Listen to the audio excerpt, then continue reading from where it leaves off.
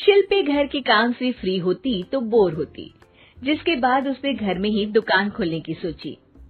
अरे ये इतने सारे कपड़े, अरे बहू क्या करेगी इनका? माँ जी, मैं घर में बोर होती हूँ तो सोचा सामने के कमरे में कपड़ों की दुकान खोल लूं। घर का काम भी हो जाएगा और 4 पैसों की कमाई भी। अरे वाह वाह, ये तो बहुत ही अच्छी बात है। मैं भी तेरी मदद कर दिया करूंगी। वाह माँ जी, तब तो मजा आ जाएगा। अब हम दोनों मिलकर खूब पैसे कमाया करेंगे। अब क्या था, सास बहू का काम चल पड़ा। एक दिन, अरे राकेश की माँ, सुनती हो? कहाँ चली गई? भूख के मारे पेट में चूहे कूद रहे हैं।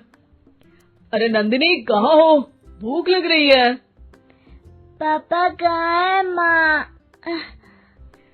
पता नहीं बेटा, भूख लग रही है। आज तो किसी ने चाय भी नहीं पूछी। तभी सास बहू घर के अंदर ढेर सारे सामान के साथ आती हैं और वो भी हंसती हुई।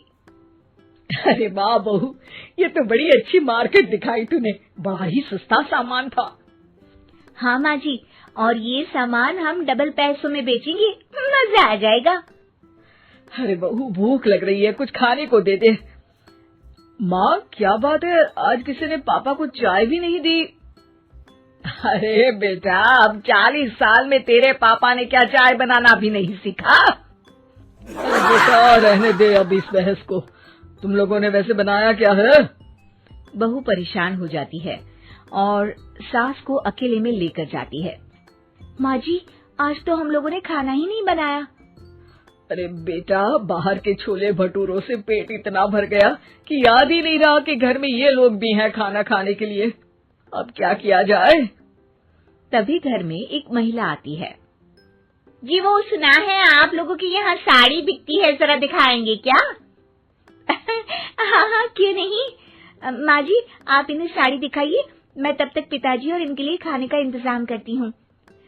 सास उस औरत को लेकर सामने वाले कमरे में चली जाती है जहाँ उन लोगों ने दुकान खोली थी। वहीं बहू भी किचन में चली जाती है। अब इतनी जल्दी क्या बनाऊं? पापा जी तो खाने के लिए भी बैठ गए हैं। आइडिया, मैं खाना बाहर से ही ऑर्डर कर देती हूँ।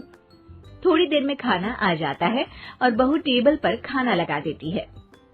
हे भगवान, कितनी कड़वी दाल बनाई है बेटा। नहीं नहीं पिताजी, वो क्या बात है नंदिनी, रोटी तो चबाई ही नहीं जा रही है, लग रहा है रबड़ खा रहा हूँ। एक तो इतने महंगे होटल से खाना मंगवाया और वो भी इन लोगों को पसंद नहीं आया। तभी सास नोट गिनती हुई बाहर आती है। वाह माँ जी, बड़ी कमाई हुई लगती है। हाँ, मैंने वो 2000 वाली साड़ी 3000 में बेच दी। अरे वाह माँ जी। दोनों सास बहू बहुत खुश हो जाती हैं। मेरे पेट में ना बेटा जोर का दर्द हो रहा है। अरे माँ, क्या हुआ? पेट में दर्द? बाहर का कुछ खाया था क्या? मैदा तो नहीं खा लिया? मैंने छोले भटूरे खाए थे। माँ क्यों खाए? आपको तो पता है कि आपको मैदा सूट नहीं करता। चलिए माँ को डॉक्टर के पास ले जाते हैं। तभी अंदर से पापा की आवाज आती है। हे भगवान, मेरा तो पेट खराब हो गया। सब पिताजी के पास जाते हैं। पिताजी, आपको क्या हुआ? खाना बासी था शायद। अरे पिताजी, नंदिनी जानती है कि बासी खाने से आपकी तबीयत खराब हो जाती है, तो वो ऐसा क्यों देगी, है ना नंदिनी? वो खाना मैंने बाहर से ऑर्डर किया था।